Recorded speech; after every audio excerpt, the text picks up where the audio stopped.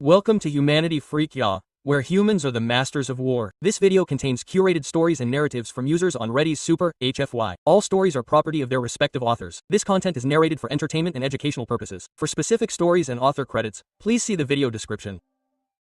Humans are the reluctant masters of war. Chapter 2. The shattering of the galactic illusion that humanity was easily defeated ended a mere 5 years after the terrorist incident on Ava. Humans shared a border with the Atsai, the largest warlike species in the UGC. They were bipedal mammals like humans. 2 arms, 2 legs, an average height of about 180 Earth cm, an average weight of 90 kg. Although they had much more hair on their arms and legs due to their planet being slightly colder on average than Earth, human relations with them had been both warm and cold. Initially, the Atsai did not care much for humanity one way or another. As they grew into the mercantile powerhouse they were known for at the time, relations warmed as human goods began to enter the Atsai economy. But once human control expanded to their borders, they became increasingly hostile toward humanity. The Atsai had grown accustomed to controlling the most territory of any species in the UGC, but it seemed they were concerned that they were no longer, as humans would say, the biggest fish in the pond. Humanity tried their usual tactics of generous offers and concessions, but no matter how much was given or given away, the Atsai always wanted more. The final straw came when the Atsai military crossed the border and seized an entire cluster known to humans as Iades. Iades contained over a third of humanity's habitable worlds and produced the majority of their thallium, gallium, and yttrium. When their own charisma failed them, they turned to the Council for arbitration. Over the years I had grown fond of humans like many of my people and made sure to become good friends with every human ambassador that had come through. During this crisis, the human ambassador was a woman named Alexandra Hansen. She was the youngest human ambassador to date, having been appointed to the position at the age of 30 in human terms, though she was now 35. I must admit that I was drawn to her more than most human women.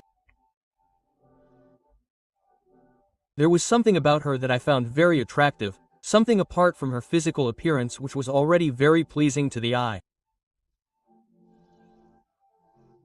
We are still not sure why, but Yadini and humans can produce offspring together. So while it was uncommon, some Yadini and humans did enter into relationships and have children. It probably helped that we resemble each other to the point of being almost identical to humans, apart from the fact that our skin comes in many more colors. For example, my skin is a light red.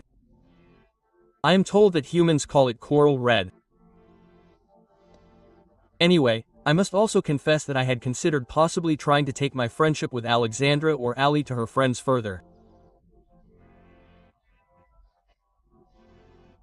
But, after much consideration, I decided that since it would basically force us to quit our jobs for obvious reasons, it was best to keep things on a very friendly, yet professional level, not to mention that I was twice her age, which, while not unusual for the Yadini, was generally frowned upon by humans. Anyway, when Ali came to see me while preparations were being made for the arbitration, I was curious. She knew that I was part of the committee that handled the arbitrations and as such, coming to see me just hours before the first meeting seemed like something she was trying to influence me. It was when I saw the look on her face that I knew why she had come. She was scared. Thank you for meeting with me, Ambassador Guerra. I laughed. She was always so formal. Please, Ali, do you know you can call me Jeddah? I was glad to see her smile, if only for a moment. No. It's just force of habit, I guess. You know how I always keep my face formal when I meet with others as the human ambassador. So I get used to it. Anyway, I suppose you know why I'm here. I nodded. Yeah, I figured you'd want to talk about the arbitration, though I'm intrigued why you'd risk seeming like you're trying to influence my decision by coming to see me in the council building. Ali sighed as she sat down and reached for the bottle of alcohol she kept just for her visitors. It was a bottle of something humans call Jack Daniels. She poured herself an ounce or so before downing it in one gulp and pouring herself a full drink. That's right. This is about the arbitration, but definitely not to influence you. In fact, I'm not really here as the human ambassador, I'm just here as a human who's afraid of what the future might hold. Honestly, I couldn't tell if she was trying some kind of weird psychological tactic for some reason. In our time as friends, I'd never seen her worried about anything. Even during the Ava crisis, when she had only been ambassador for a few months, she had shown nothing but calm and composure to both the public and me. On the other hand, I suppose she could also see how this crisis far outweighed the one that had concerned just one city. I thought that perhaps those who believed humanity was weak were right, and she was worried that if things did not go in humanity's favor, this would be the beginning of its subjugation. I considered my words carefully before I spoke. Ali, if you are worried that the Hatsai might prevail in the arbitration and use it as a stepping stone to full annexation, I think I can assure you that the Yadini. She interrupted me with a shake of her head. No, my friend, that is not what worries me. No, I am here because I am worried that the Hatsai will not see reason and at least work with us for a more amicable solution to this problem that will force us to act. Now I was completely baffled. What do you mean, force us to act? Ali chuckled before taking another sip of his drink. Yenta, I and the rest of my race are well aware of the opinion of the rest of the galaxy about humanity, that we are weak and unable to defend ourselves. Obviously, I can't go into details, but between us I can assure you that that is far from the truth. We do not avoid war because we cannot fight it. We avoid war because war is nothing more than suffering and misery incarnate. It never brings anything good. I believe you are familiar with the Christian concept of hell. It took me a moment, but I remembered when I learned about the religion that humans call Christianity. Yes, hell is believed to be the place or state in which, by God's final judgment, unrepentant sinners are brought to judgment. It has been described as a place of perpetual conscious torment, both physical and spiritual, with much emphasis on fire, burning, and unquenchable thirst. Indeed, that is the prevailing view today, though as with any religion there are many different beliefs. However, my people have a saying. It comes from a time when humanity was just beginning to experience industrialized warfare, where death came swiftly, without warning, and en masse. War is hell. She poured herself yet another drink, which made me start to worry.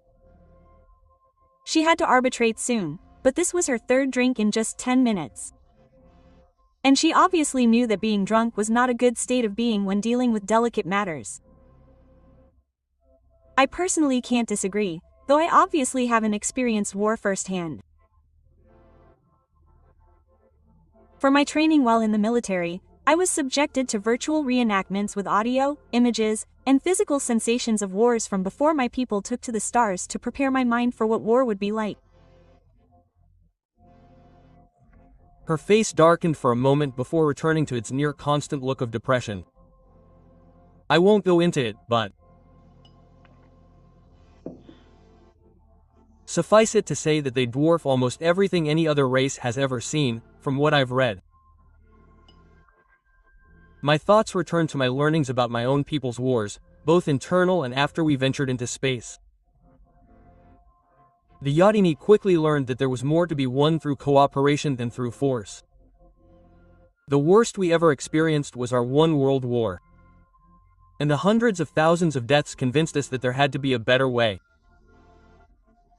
Thankfully, we have still been able to defend ourselves, having done so on several occasions, and no other species has ever found it worthwhile to conquer us outright. The worst war one can recall was by far the Nether-Finteran War. Lasting 4 years, it cost around 200 million lives and left both species crippled for years. I gathered my thoughts and returned to the conversation. So why are you here, Ali? Are you simply looking for assurances that all will be well?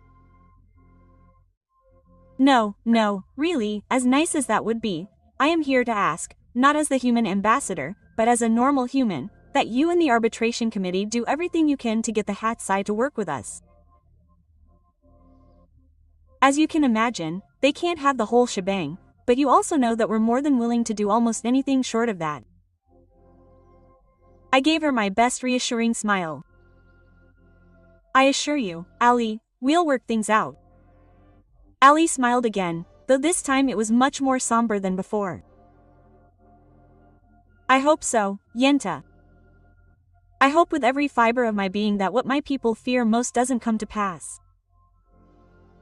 My interest was piqued.